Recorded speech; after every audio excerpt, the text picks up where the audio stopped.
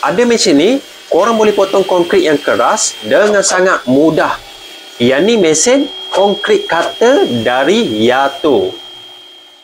Mesin ni dia datang dengan base plate, tapak bahagian bawah ni. Korang boleh adjust cutting depth, berapa tebal yang kita nak potong. Boleh naik turun dekat bahagian sini.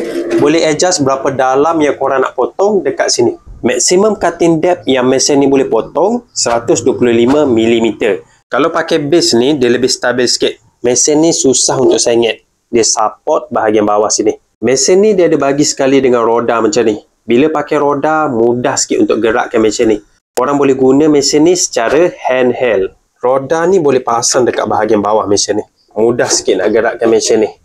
Boleh tolak depan dan belakang. Cumanya, bila pakai roda tu, korang kena buka dia punya base plate ni. Sebab dia sangkut. Dan base plate ni akan sagat lantai sana. Base dia ni boleh buka dekat skru bahagian sini. Satu lagi skru dekat belakang tayar ni.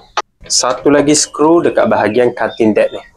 Bila dah tak ada base dia ni, baru lebih free untuk gerak depan belakang dan tak ada tapak yang boleh sagat bahagian lantai. Yang ni dia lebih licin. Untuk potong konkrit, dia ada bagi sekali diamond cutting disc. Saiz dia 14 inci. Dan dia punya saiz lubang mounting ni 25.4mm.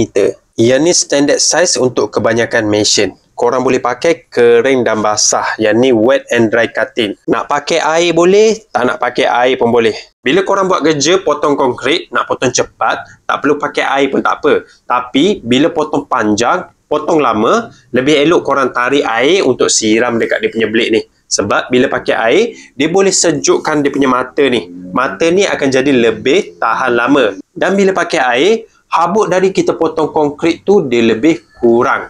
Untuk pasang mata ni, direction dia ni kena match dengan direction yang ada dekat sini. Jadi mata ni, saya kena pasang terbalik macam ni.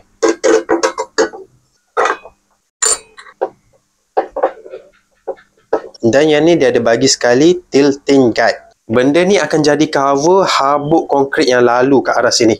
Dan benda ni korang boleh lock macam ni kalau tak nak pakai. Kalau korang nak potong basah, yang ni laluan air dia. Airnya akan masuk dekat sini dan akan keluar basahkan bahagian blade dia ni. Dia dah bagi siap-siap hose air. Kepala ni boleh cucuk dekat paip rumah dan bahagian hose ni boleh cucuk dekat sini.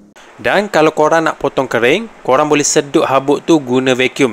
Cucuk je vacuum dekat hose adapter bahagian sini.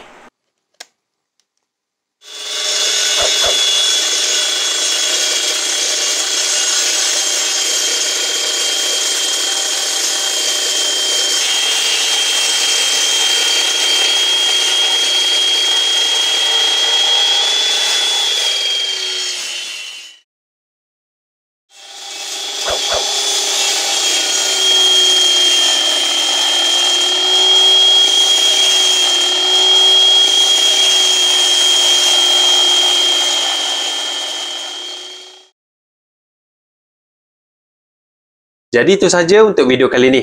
Kalau korang nak potong konkrit dengan mudah, boleh pakai konkrit cutter daripada Yato ni.